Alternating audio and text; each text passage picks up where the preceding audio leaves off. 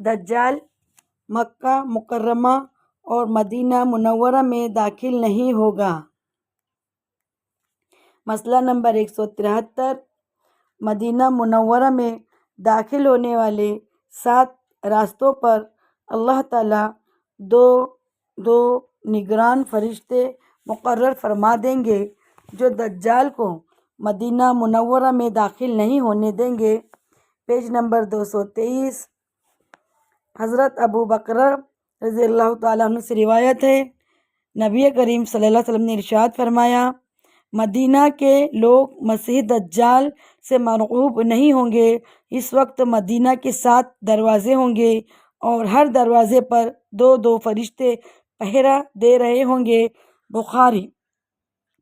مسئلہ نمبر 174، مکہ مکرمہ میں بھی دجال نہیں داخل ہو سکے گا، اس کی حفاظت پر بھی اللہ تعالیٰ فرشتے مقرر فرما دیں گے۔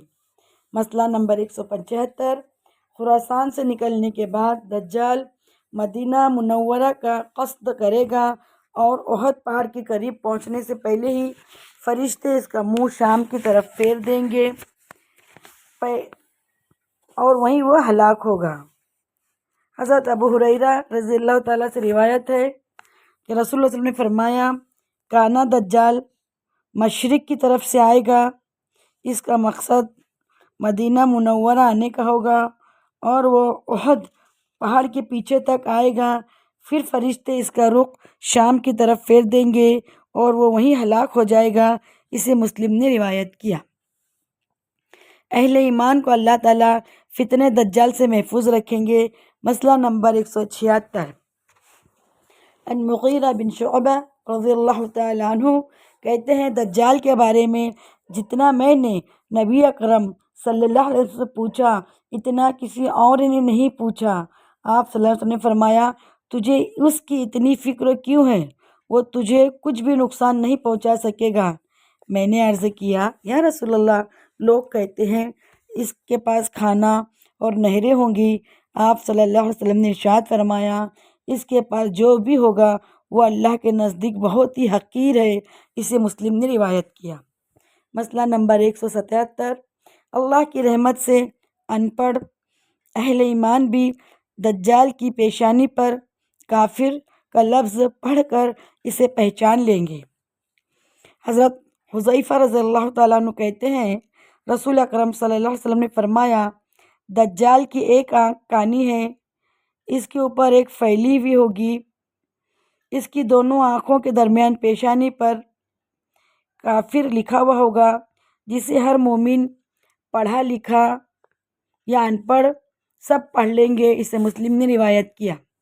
مسئلہ نمبر 178، جو لوگ دجال کو پہچان کر اپنے ایمان پر قائم رہیں گے ان پر دجال کا فریب نہیں چلے گا۔ حضرت ابو سعید خدری رضی اللہ تعالیٰ عنہ کہتے ہیں، رسول اکرم صلی اللہ علیہ وسلم نے فرمایا، دجال پر چونکہ مدینہ میں داخلہ ہونا حرام ہے، لہٰذا وہ مدینہ سے باہر ایک سنگ لاخ زمین پر اترے گا۔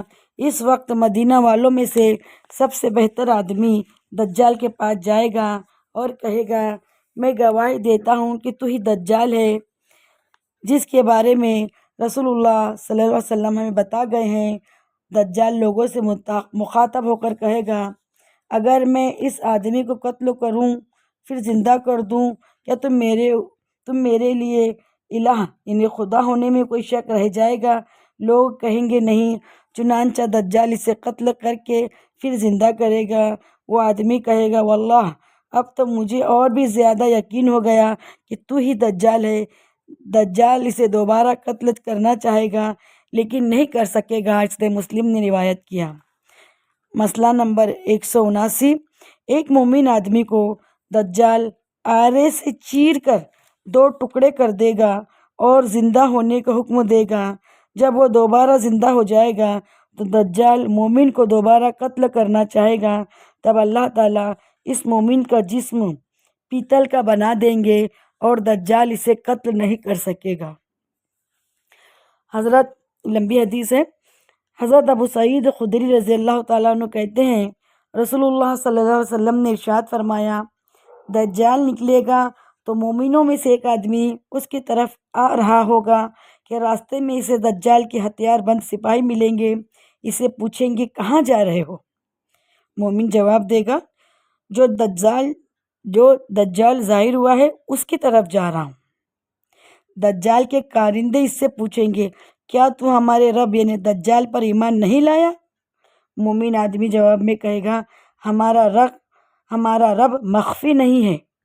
دجال کے کارندے کہیں گے اسے قتل کر دو۔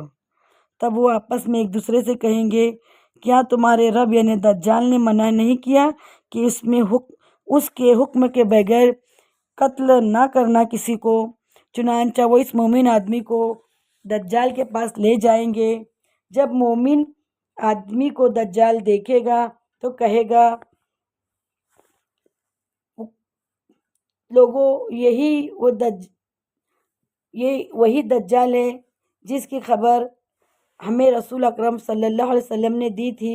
مومن آدمی دجال کو دیکھتے ہی یہ پکارے گا، چنانچہ دجال اپنے کارندوں کو اس کا سر کچلنے کا حکم دے گا اور وہ اس کا سر کچل دیں گے، اس کے پیٹ اور پیٹھ پر بھی ضربے ماریں گے۔ پھر دجال اس سے پوچھے گا کیا تو مجھ پر ایمان لاتا ہے؟ جواب میں مومن آدمی کہے گا تو جھوٹا مسیح ہے۔ دجال حکم دے گا اور مومن آدمی کو سر سے پاؤں تک آرے سے چیر دیا جائے گا اور اس آدمی کے 2 ٹکڑے ہو جائیں گے۔ دجال ان دونوں ٹکڑوں کے درمیان آئے گا اور حکم دے گا اٹھ کھڑا ہو۔ چنانچہ مومن آدمی سیدھا کھڑا ہو جائے گا۔ دجال اس مومن سے پوچھے گا کیا تو مجھ پر ایمان لاتا ہے؟ مومن آدمی کہے گا تمہارے معاملے میں میرے یقین میں اور اضافہ ہو گیا کہ تو ہی دجال ہے۔ پھر مومن آدمی اعلان کرے گا اے لوگوں، میرے بعد دجال کسی دوسرے کے ساتھ ایسا معاملہ نہیں کر سکے گا۔ دجال اسے دوبارہ ذبح کرنے کے لیے پکڑے گا، لیکن مومن آدمی اللہ کے حکم سے گلے سے لے کر ہنسلی تک تانبے کا بن جائے گا اور دجال اسے ذبح نہیں کر سکے گا۔ دجال اسے ہاتھوں اور پاؤں سے پکڑ کر دور پھینک دے گا۔ لوگ سمجھیں گے کہ دجال نے اسے جہنم میں پھینکا، حالانکہ وہ جنت میں ڈالا گیا ہوگا۔